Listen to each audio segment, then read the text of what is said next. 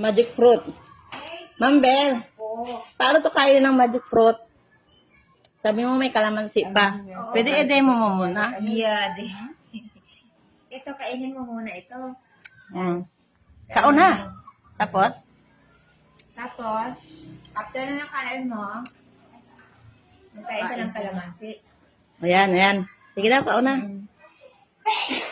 Nga makaon ba kalamansi? Bakit kakain pa ng Kasi kalamansi? ito yung kalamansi, magiging matamis ito. Hindi na maasim.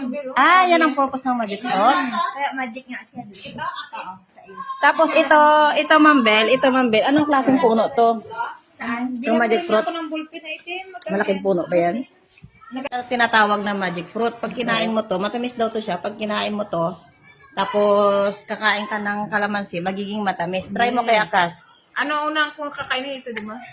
Alang ang kalamansi, di maasim agad yun. Magic fruit muna. Magic fruit. Akala ko siling maliliit.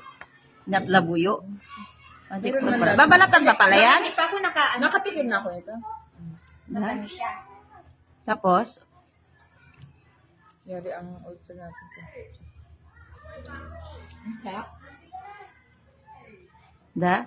wow, walang ngiwi. Matamis? Ang sarap. Talagang magic nga siya, no? Yung maasim, magiging matamis pag kinain mo tong magic fruit na to. Maasim.